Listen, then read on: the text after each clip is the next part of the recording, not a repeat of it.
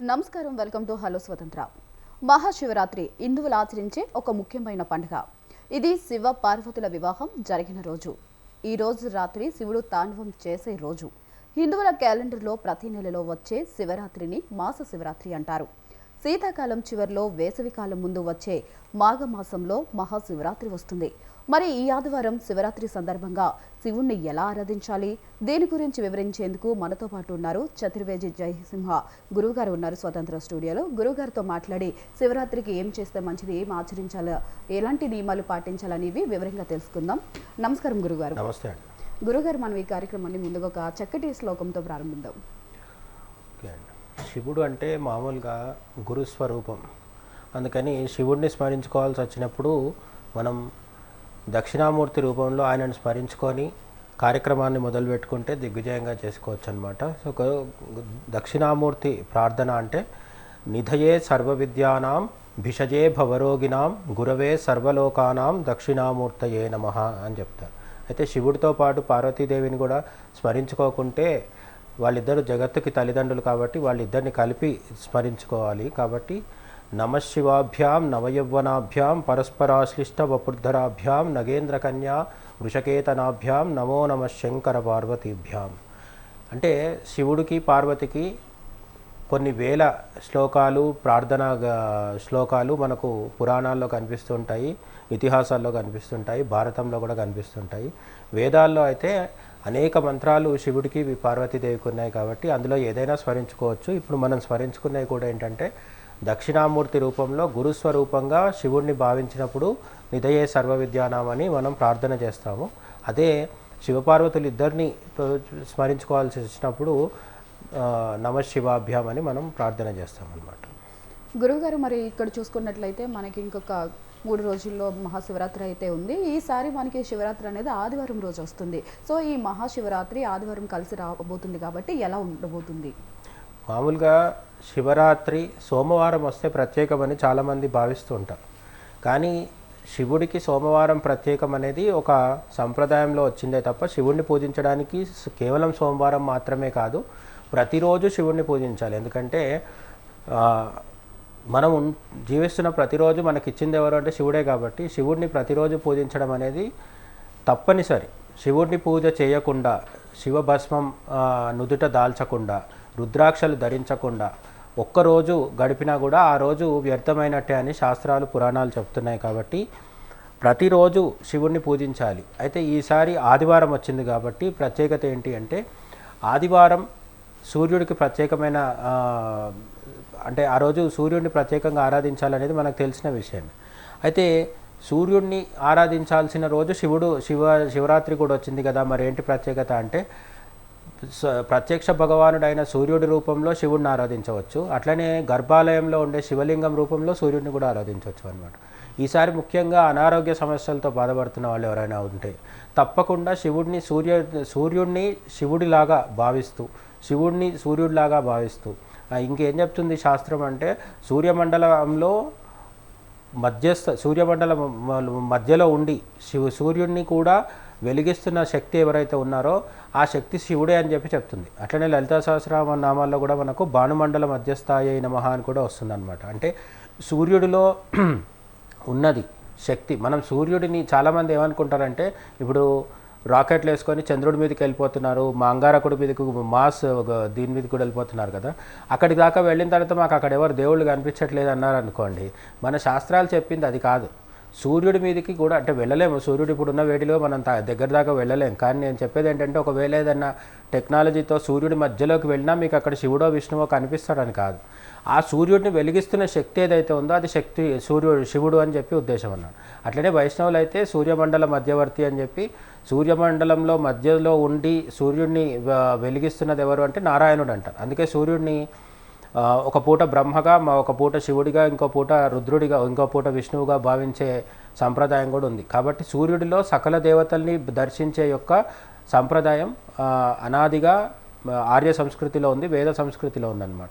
కాబట్టి ఈసారి ఆదివారం వచ్చింది కాబట్టి శివరాత్రి రోజు సూర్యుడిని ఆరాధించాలి. ఈసారి శివరాత్రి కూడా ఆదివారం వచ్చింది కాబట్టి శివుడి రూపంలో సూర్యుడిని ఆరాధించి శివుడికి అభిషేకం చేస్తూ సూర్యుడిని కూడా తలుచుకుంటే సర్వరోగాలు పోతాయి. ఎందుకంటే ఆరోగ్యం భాస్కరాది ఇచ్చేతని చెప్తారు. అంటే ఆరోగ్యం ఇచ్చేవాడు సూర్యుడు. కాబట్టి తీవ్రమైన అనారోగ్య సమస్యలు, దీర్ఘకాలిక అనారోగ్య సమస్యలు, ఇప్పుడు షుగర్ లేని వాళ్ళు ఎవరు లేరు, బీపీ లేని వాళ్ళు ఎవరు లేరు. కాబట్టి ఇటువంటి సమస్యలతో పాటు ఇంకా కొన్ని ప్రత్యేకమైన సమస్యలు ఉంటాయి. ఒక్కొక్కరికి ఒక్కొక్క రకమైన ఆరోగ్య సమస్యలు ఉంటుంటాయి కదా. ఈ సమస్యలన్నిటికి కూడా ఈసారి ఆదివారం శివరాత్రి వచ్చింది కాబట్టి శివారాధన చేస్తే ఖచ్చితంగా ఆరోగ్యం మెరుగుపడుతుంది. ఇంకా మిగతా సమస్యలు అంటారా, అది ఎవరి కోరికను బట్టి వాళ్ళకు ఉంటుంది. ఎందుకంటే శివుడి బొల్లేంది ఏం లేదు. చాలామంది ఏమనుకుంటారంటే లక్ష్మీదేవి శ్రీ మహావిష్ణువు భార్య కాబట్టి శ్రీ మహావిష్ణువుని పూజిస్తే సంపదలు వస్తాయేమో అని అనుకుంటారు. శ్రీ మహావిష్ణువు సంపదలు ఇస్తారనేది నిజమే కావచ్చు, కానీ ఐశ్వర్యకారకుడు శివుడు. ఇప్పుడు మనకు కుబేరుడు అని ఒక ఆయన తెలుసు కదా. ఈ కుబేరుడు ధనానికి సంపదకి అధిపతి. కుబేరుడు అంటే మనం మామూలుగా కూడా చెప్పుకుంటాం కదా, ముఖేష్ అంబానీ ఎవరంటే అపర కుబేరుడు అని చెప్తాం.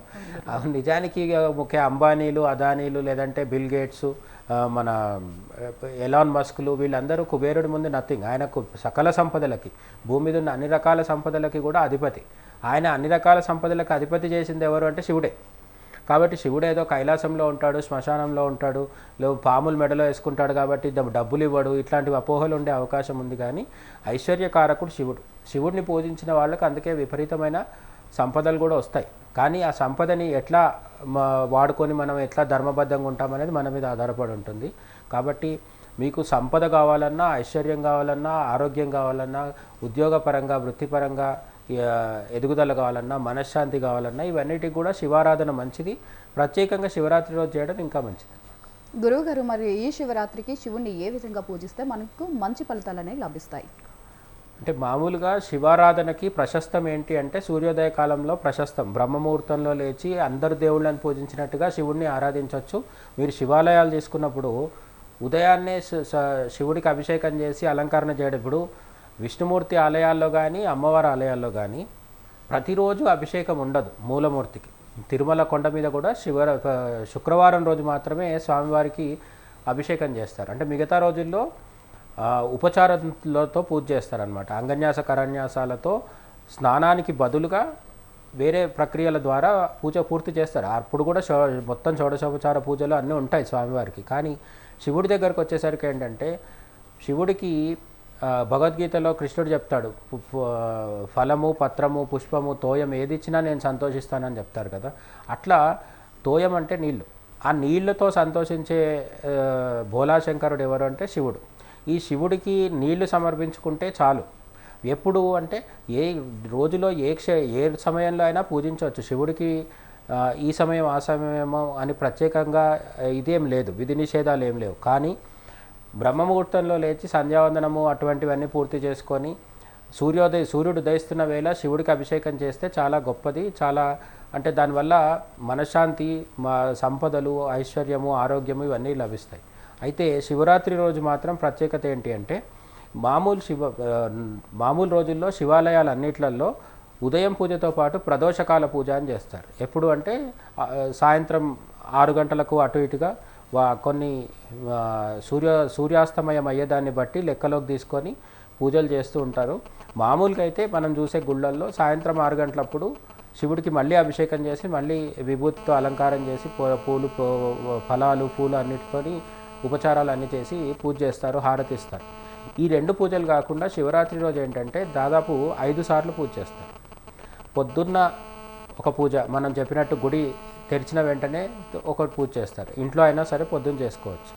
ఆ తర్వాత మళ్ళీ 2 గంటలు 3 గంటల తర్వాత మళ్ళీ 8-9 గంటలప్పుడు ఒకసారి, 12 గంటలప్పుడు ఒకసారి, మళ్ళీ 2 గంటలు 3 గంటలప్పుడు ఒకసారి, సాయంత్రం ఒకసారి, ఆ తర్వాత రాత్రి లింగోద్భవ కాలంలో ఒకసారి. దీనికి సమయాల విషయంలో కొంత భేదాభిప్రాయాలు ఉంటాయి. దాంట్లోకి మనం వెళ్ళాల్సిన పని లేదు. కానీ మొత్తానికైతే 5 నుంచి 6 సార్లు పూజలు చేస్తారనమాట.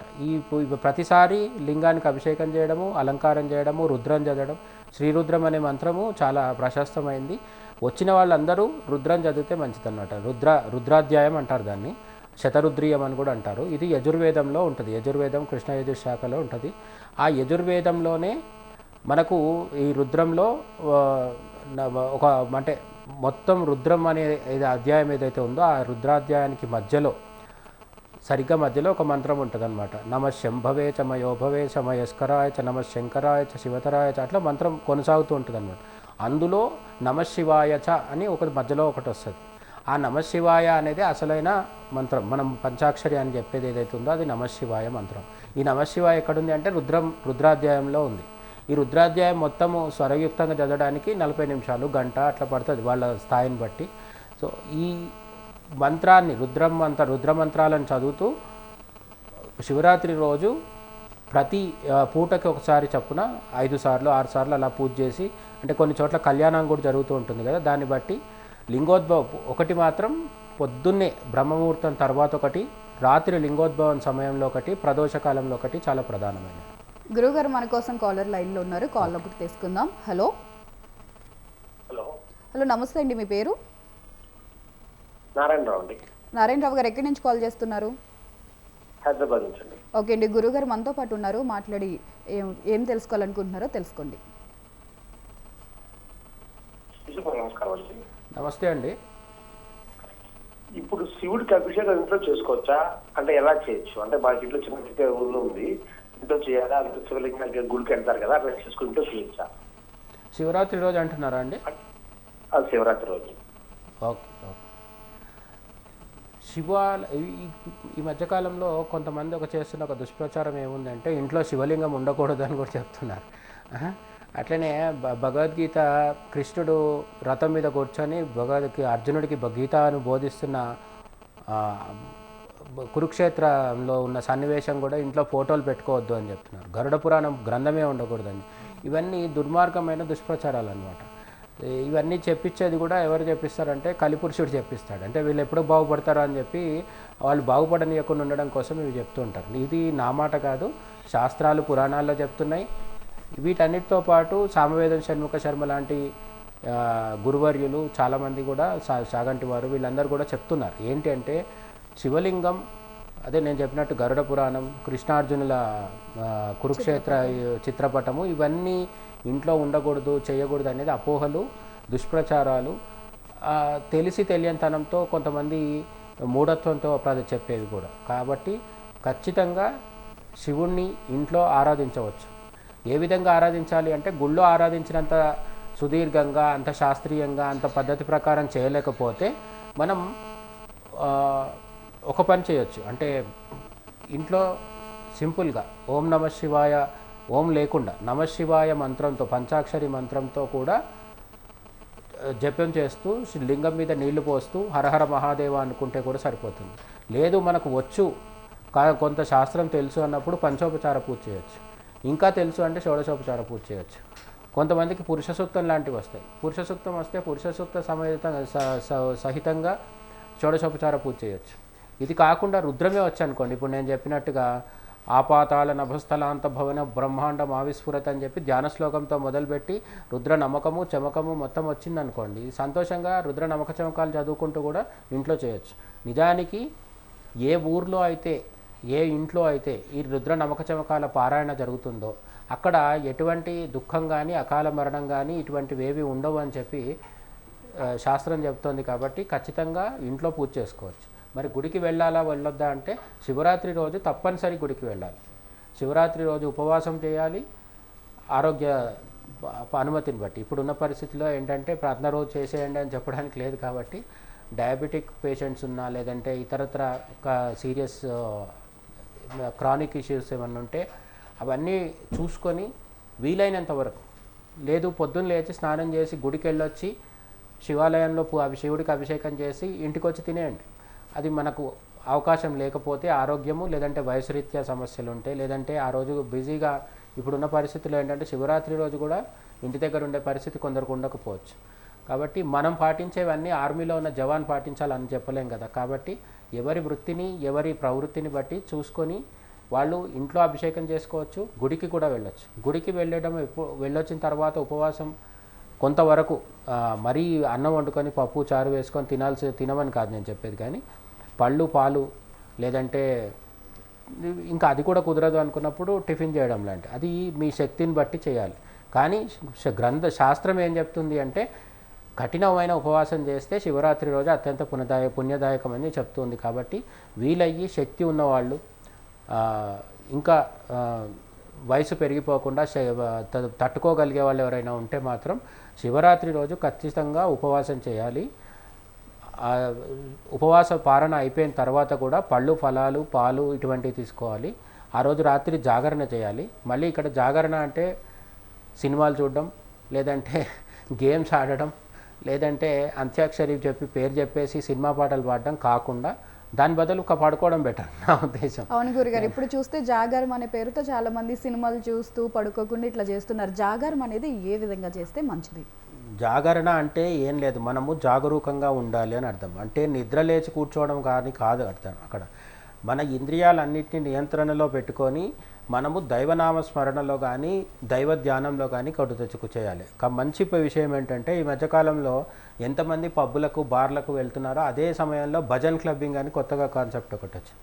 అంటే ఈ ఐటీ ఉద్యోగాలు లేదంటే పెద్ద పెద్ద కార్పొరేట్ జాబ్స్ చేసేవాళ్ళు కూడా ఈ యువత మొత్తం ఒక దగ్గర గుమికూడి వీళ్ళందరూ భజనలు చేస్తున్నారు. ఈ మధ్య భజన్ క్లబ్బింగ్ అంటున్నారు దాన్ని. ఆ విధంగా శివరాత్రి రోజు రాత్రి కూడా కూర్చొని చక్కగా దైవనామ స్మరణతో పాటు భజనలు చేస్తూ ఉంటే బాగుంటుంది. అట్లనే రాత్రి 12 గంటలప్పుడు లింగోద్భవ కాలం అంటారు.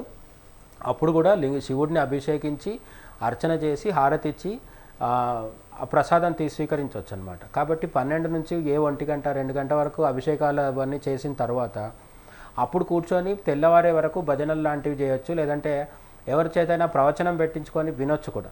మీకు తెలిసిన వాళ్ళలో ఎవరన్నా శివుడి గాథలు చెప్పే, శివపురాణానికి సంబంధించిన కథలు లేదంటే శివుడికి సంబంధించిన మహిమలు ఇవన్నీ చెప్పేవాళ్ళు ఎవరన్నా ఉంటే అది వింటూ కూర్చోవచ్చు. ఇవేవి కాదంటే ఒక పెద్ద స్క్రీన్ పెట్టుకొని చాగంటి కోటేశ్వరరావు గారియో, సామవేదం షణ్ముఖ శర్మ గారియో వీళ్ళే పెట్టుకొని విన్నా సరే కొన్ని వందల గంటల పాటు వాళ్ళు ప్రవచనాలు చెప్పారు పెద్దవాళ్ళు. సో పెద్దవాళ్ళు జ్ఞానులు చెప్పిన ప్రవచనాలు ఏవైతున్నాయో అవి వినుకుంటూ కూర్చోవచ్చు. ఎవరి ఫోన్లో అయినా వినొచ్చు, అందరూ కలిసి ఒక దగ్గర సామూహికంగా కూడా వినొచ్చు. మొత్తానికైతే నిద్ర లేచి ఉండడం జాగరణ కాదు. ఎందుకోసము, ఏ విధంగా నిద్ర లేచి ఉంటున్నాం అనేది జాగరణ. ఆ సరైన పద్ధతిలో సరైన విధంగా జాగరణ చేసి మర్నాడు ఉదయం, అంటే ఈసారి ఆదివారం శివరాత్రి వస్తుంది, సోమవారం రోజు మళ్ళీ స్నానం చేసి బ్రహ్మముహూర్తంలో తెల్లవారక ముందు సూర్యుడు ఉదయించే సమయంలో గుడికి వెళ్ళి శివుడి అభిషేకంలో పాల్గొని అక్కడ ఇచ్చే తీర్థప్రసాదాలు తీసుకొని అప్పుడు ఇంటికి వచ్చి ఉపవాసం పూర్తిగా పారణ చేసి అప్పుడు భోజనం చేయొచ్చు. ఈ భోజనం చేసి ఇంకా కొంతమంది ఏం చేస్తారంటే ఆ రోజు కూడా సాయంత్రం వరకు పడుకోవద్దని చెప్తారనమాట. ఎందుకంటే ఆ రోజు మళ్ళీ మధ్యాహ్నం నిద్ర శాస్త్రం ఒప్పుకోదు. కాబట్టి శివరాత్రి మర్నాడు మధ్యాహ్నం కూడా పడుకోకుండా ఉండి ఆ రోజు రాత్రికి మళ్ళీ పడుకోవాలని చెప్తారు. ఇవన్నీ ఎవరి శక్తి మేర వారు చేయొచ్చు. కానీ కనీసమైన విషయం ఏంటంటే ఈసారి ఆదివారం రోజు క్రికెట్ మ్యాచ్ కూడా ఉంది. కాబట్టి మరి క్రికెట్ చూడొద్దని చెప్పడానికి నాకైతే హక్కు లేదు కాబట్టి నేను చెప్పట్లేదు. చూడొద్దని కూడా అంటే చూడకూడని విషయం కాదు, క్రికెట్ అనేది చూడకూడని విషయం ఏం కాదు. కానీ క్రికెట్ చూసినా చూడకున్నా సరే శివరాత్రి రోజు ప్రధానంగా చేయాల్సింది ఏంటంటే, ఒకటి భక్తితో గడపడం, వీలైనంత వరకు శివనామస్మరణ చేయడం. మూడోది శివుడికి సంబంధించిన వాంగ్మయం ఏదైతే ఉంటుందో, శివుడికి సంబంధించిన పురాణాలు కావచ్చు. ఇప్పుడు శ్రీకాళహస్తిలో ఎందుకు శ్రీకాళహస్తికి ఆ పేరు వచ్చింది, శ్రీకాళహస్తి అనే పేరు ఎందుకు వచ్చింది? అట్లనే అక్కడ ఉన్న భక్తుడు తన కన్ను పెరికి శివుడికి పెడతాడు, కన్నప్ప. ఇవన్నీ కథలు మామూలు రోజుల్లో మనం వినడం కంటే శివరాత్రి రోజు విన్నాం అనుకోండి, అనేక మంది శివభక్తులు ఉన్నారు. కర్ణాటక ప్రాంతంలో, తెలంగాణ, ఆంధ్ర ప్రాంతంలో మనకు పంచారామాలు ఉన్నాయి. అట్లనే పంచభూత లింగాలు ఉన్నాయి. శివుడి క్షేత్రాలు లేని రాష్ట్రం కానీ మన దేశంలో అడుగడుగున శివుడు ఉన్నాడు. కాబట్టి క్షేత్రాల గురించి తెలుసుకోవచ్చు. ఈ విధంగా శివుడికి సంబంధించి తెలుసుకుంటే ఒక రోజు కాదు, కొన్ని నెలలు, సంవత్సరాలు కూడా మనం శివుడి గురించి తెలుసుకున్న తరగనంత వాంగ్మయము, సాహిత్యం మనకుంది. దాని గురించి తెలుసుకోవడానికి కూడా శివరాత్రి మంచి రోజు అన్నమాట. గురువుగారు, అదేవిధంగా ఈ శివరాత్రి రోజు చాలా మంది అయితే అభిషేకాలు చేస్తూ ఉంటారు. మరి అభిషేకం అనేది వీటితో చేస్తే మంచి ఫలితాలు లభిస్తాయి మనకి? అంటే శాస్త్రంలో ప్రతి దానికి ఒక ఇది ఉంటుంది. అంటే తేనెతో చేస్తే ఏంటి, నెయ్యితో చేస్తే ఏంటి, చెరుకు రసంతో కూడా చేస్తూ ఉంటారు, పెరుగుతో చేస్తారు. ఈ విధంగా శివుడికి అభిషేకం చేయడానికి అన్నపూజ అని కూడా చేస్తుంటారు. ఇప్పుడు వేములవాడ క్షేత్రంలో అన్నపూజ అనేది కొంత ప్రత్యేకంగా చేస్తూ ఉంటారు అన్నమాట. అంటే ఏంటి, శివుడి లింగం మీద పూర్తిగా అన్నంతో కవర్ చేసేసి, అంటే అన్నంతో లింగాన్ని మొత్తం అలంకరించి శివుడిని అన్నస్వరూపంగా పూజించడం అన్నమాట. ఈ విధంగా శివుడిని పూజించడానికి ఇది అది అనేం లేదు. మామూలుగా ఒక కథ ఉంటుంది. ఒక ఒక గిరిజనుడు, ఒక అడవిలో ఉండే ఒక వ్యక్తి అక్కడికి వేటకి ఒక యువరాజు వస్తాడు. అతను వేట ఆడిన తర్వాత అలసిపోయి ఒక దగ్గర ఒక పాడుపడిన శివాలయంలో విశ్రాంతి తీసుకుంటూ ఉంటాడు. ఈ గిరిజనుడు ఆ రాజుకి సేవలు చేస్తూ ఉంటాడు. చేస్తున్నప్పుడు ఇతనికి ఆ శివాలయంలో ఒక లింగం కనిపిస్తుంది. ఎవరో ఎప్పుడో పూజ చేసి వదిలేసిన లింగం అది. అక్కడ ఇప్పుడు ప్రస్తుతం పూజలు ఏం జరగవు. అయితే ఆ లింగం తీసుకొచ్చి ఈ యువరాజుని అడుగుతాడు. ఎవరు ఆ గిరిజనుడు. అతనికి ఏం పెద్దగా చదువు ఏమి లేదు కాబట్టి అతను అడుగుతాడు, ఈ శివుణ్ణి ఎట్లా పూజించాలి అని. ఆ రాజు ఏం చెప్తాడంటే, నువ్వు ప్రతిరోజు శ్మశానానికి వెళ్ళి అక్కడ శవాన్ని కాల్చిన తర్వాత మిగిలే బూడిద ఏదైతే ఉంటుందో చితాభస్మము, అది తెచ్చి లింగాన్ని ఆ చితాభస్మంతో అలంకరించి పూజించు అని చెప్తాడు. ఇప్పటికీ ఉజ్జయిని మహాక్షేత్రంలో మహాకాలుని అట్లనే పూజిస్తారు. విభూతి అంటే బూడిదతో పూజిస్తారు అక్కడ. ఈ గిరిజనుడు కూడా ప్రతిరోజు అట్లానే చేస్తుంటాడు. అతని భార్య ఆ టైం కల్లా ప్రసాదం వండి తీసుకొని వస్తుంది, నైవేద్యం సమర్పిస్తాడు, తింటారు, ఇద్దరు తింటారు, హాయిగా ఉంటారు. ఒకసారి వీళ్ళ భక్తిని పరీక్షిద్దామని శివుడు ఏం చేస్తాడంటే, ఆ రోజు చితాభస్మం దొరకదు. అది చిన్న ప్రాంతం అవడం వల్ల ఆ ఫలానా రోజు ఎవరు చనిపోలేదు, అక్కడ చితాభస్మం దొరకదనమాట. ఇతను బాధపడుతుంటాడు, ఈరోజు అభిషేకం ఎట్లా చేయాలి, కుదరట్లేదు అని చెప్పేసి. అతని భార్య ఏమంటదంటే, నా శరీరం తాత్కాలికమైంది, ఇవాళ కాకపోతే రేపైనా నేను చచ్చిపోవాల్సిందే కదా, మీ పూజ ఆగకూడదు, నన్ను కాల్ చేసి ఆ భస్మంతో చేయండి అంటది. మొదటి తను షాక్ అయ్యి ఒప్పుకోడు. కానీ చివరికి ఆమె ఒత్తిడి వల్ల ఒప్పుకొని ఆమెని ఆ గుడిసెలో పంపించేసి గుడిసె తగలబెట్టేసి ఆమె కాలిపోయిన తర్వాత ఆ బూడిద తీసుకొని పూజ చేస్తాడు. పూజ ఎంత అద్భుతంగా చేస్తాడంటే, భార్య చనిపోయిందన్న బాధ మర్చిపోయి ప్రతిరోజులాగా చితాభస్మంతో పూజ చేసి అద్భుతంగా శివుణ్ణి పూజించి చివరికి ప్రసాదం తీసుకురమ్మని భార్యను పేరు పెట్టి పిలుస్తాడు. ఆమె వచ్చి ప్రసాదం చేతికిస్తుంది. ఎందుకు అంటే శివుడు మళ్ళీ ఆమెను బతికించాడు అనమాట. శివుడే కాబట్టి పరీక్షించింది కాబట్టి ఆమె వచ్చి ప్రసాదం నోట్లో వేసుకున్నప్పుడు గుర్తొస్తుంది, అరే నేను తగలబెట్టేసినాను కదా ఏంటి అని చెప్పి. అప్పుడు శివుడు ప్రత్యక్షమై వాళ్ళిద్దరికీ మోక్షం ఇచ్చాడు. తర్వాత ఇంకా కథ ఉంటుందన్నమాట. ఇక్కడ కావాల్సింది ఏంటంటే, శివుడిని పూజించడానికి ఏది శ్రేష్టము అంటే, శివుడిని అంటే మొత్తం ఈ శివుడి పేర్లలో ఒకటేంటి, విశ్వనాథుడు అని చెప్తారు కదా, విశ్వేశ్వరుడు అని చెప్తారు కదా. ఈ సకల చరాచర విశ్వమే శివుడిదైనప్పుడు ఇందులో ఉన్న ప్రతి పదార్థంతో కూడా ఆయనను పూజించవచ్చు. ఎందుకు అంటే ఈ పదార్థాలన్నిటికీ వెనుక ఉన్న యథార్థం శివుడు. కాబట్టి శివుడిని పాలతో, పెరుగుతో, తేనెతో, నెయ్యితో, ఫలాలతో, నారికేళ అంటే కొబ్బరి నీళ్ళతో, నేను చెప్పినట్టు తేనె, చెరుకు రసము, వీటన్నిటితో చేయొచ్చు. కొన్ని పదార్థాలతో చేస్తే ఆరోగ్యం చేకూరుతుంది, కొన్ని రకాల చేస్తే ఐశ్వర్యం సిద్ధిస్తుంది, కొన్ని పదార్థాలతో అభిషేకం చేస్తే మనశ్శాంతి వస్తుంది, ఇవన్నీ వస్తాయి. అయితే మరి అన్నిటికంటే శ్రేష్టం ఏంటి అంటే, నీళ్ళల్లో విభూతి కలిపి, అంటే ఇప్పుడు నేను చెప్పినాను కాబట్టి చితాభస్మం కాదు, చితాభస్మం ఉజ్జయిని క్షేత్రంలో చేస్తారు. కొంతమంది మహాభక్తులకు అది చెల్లుతుంది. మామూలుగా గృహస్థులు, ఇంట్లో ఉండే మనలాంటి సాధారణ వాళ్ళు, లేదంటే మన దగ్గరలో ఉండే గుళ్ళల్లో చేసేవి దగ్గర మాత్రం అటువంటివి కాదు. విభూతి, మనకు మామూలుగా తెల్లటి విభూతి ఉంటుంది కదా, ఆ విభూతిని నీళ్ళలో కలిపి ఆ విభూతి నీళ్ళతో, తెల్లటి నీళ్ళతో శివుడికి అభిషేకం చేయడం శ్రేష్టం అన్నమాట. గురువుగారు మన కోసం కాలర్ లైన్లో వెయిట్ చేస్తున్నారు, కాల్ తీసుకుందాం. హలో హలో, నమస్తే అండి, మీ పేరు, ఎక్కడి నుంచి కాల్ చేస్తున్నారండి? ఓకే, గురువుగారు మనతో పాటు ఉన్నారు, గురువుగారితో మాట్లాడి మీ సందేహం ఏంటో అడగండి. చెప్పండి అమ్మ. నమస్కారం అండి. నమస్తే. జాగరణ శివరాత్రి రోజు జాగరణ ఏ టైం నుంచి ఏ టైం వరకు ఉండొచ్చు? ఇప్పుడు మనం ఇంతకుముందే మాట్లాడుకున్నాం కదా, జాగరణకి టైం అంటూ ఏం లేదు. ఎందుకంటే మనం ఆ రోజు పొద్దున్న లేచినప్పటి నుంచి శివరాత్రి రోజు మధ్యాహ్నం కూడా పడుకోకూడదు. శివరాత్రి రోజు రాత్రి జాగరణ చేయాలి సరే, కానీ శివరాత్రి ముందు రోజు, శివరాత్రి రోజు మధ్యాహ్నం వేళ పడుకోవచ్చా అంటే అది కుదరదు. పండగ రోజు అసలు ఏ రోజు కూడా మధ్యాహ్నం నిద్ర మంచిది కాదు. ఆ రోజు శివరాత్రి రోజు కూడా మధ్యాహ్నం 12-2 మధ్యలో కూడా శివుడికి పూజించాలని చెప్తున్నాయి శాస్త్రం. కాబట్టి శివరాత్రి రోజు ఉదయం పూజ, మాధ్యాహ్నిక పూజ, తర్వాత ప్రదోషకాల పూజ 6 గంటలప్పుడు, తర్వాత కొన్ని చోట్ల కళ్యాణం చేస్తారు 7 నుంచి రాత్రి 10 వరకు, అప్పటి వరకు. ఆ తర్వాత లింగోద్భవ పూజ, ఇదంతా అయిన తర్వాత మరుసటి రోజు సూర్యుడు ఉదయించే వరకు కూడా లేచే ఉండాలి. దాన్నే సంపూర్ణ జాగరణ అంటారు. అంటే ఇంకా కొంతమంది అంటే ఆ తర్వాత రోజు ఈ ఉద్యోగాలకు వెళ్ళే వాళ్ళు, స్కూల్స్ కాలేజెస్ ఉంటాయి, పరీక్షలు ఉంటాయి, ఇటువంటి అనేక కారణాల చేత కొంతమంది ఏం చేస్తున్నారంటే లింగోద్భవ కాల పూజ 12 తర్వాత 1 గంట 2 ఇటువంటి వరకు అంటే వాళ్ళకు వీలైనంత వరకు ఉండి పడుకుంటున్నారు. అది మనం పెట్టుకున్న వెసులుబాటే తప్ప శాస్త్రం ఏం చెప్తుంది అంటే జాగరణ అంటే సంపూర్ణ జాగరణ అంటే నేను చెప్పినట్టుగా మరుసటి రోజు ఉదయం, ఈసారి ఆదివారం వస్తుంది కాబట్టి సోమవారం రోజు సూర్యుడు ఉదయించిన తర్వాత మళ్ళీ గుడికి వెళ్ళి గుడిలో శివాభిషేకం చేసి కానీ, లేదంటే శివార్చనలో పాల్గొని కానీ, లేదంటే కేవలం శివ దర్శనం చేసుకొని ఆయన లింగాన్ని దర్శించుకొని కానీ తీర్థప్రసాదాలు తీసుకొని ఇంటికి వచ్చి భోజనం చేసి అప్పుడు జాగరణ వదలొచ్చు అనమాట. అంటే జాగరణని విరమించవచ్చు. లేదు నేను చెప్పినట్టు అంటే శక్తి ఉంటే సోమవారం రోజు రాత్రి వరకు కూడా పడుకోకుండా ఉండాలి. సోమవారం రాత్రి మాత్రమే పడుకోవాలన్నమాట. గురువు గారు చాలా చక్కగా వివరించారు. మా అనుకున్న సందేహాలు అలాగే కాలర్స్ అడిగిన ప్రతి ప్రశ్నకి కూడా మీరు చాలా చక్కగా సమాధానం ఇచ్చారు. ధన్యవాదాలు. శివో. చూసారు కదండి, ఇది ఇవాల్టి హలో స్వతంత్ర ప్రోగ్రాం. రేపటి ఎపిసోడ్లో మళ్ళీ తిరిగి కలుసుకుందాం. అప్పటి వరకు నమస్తే.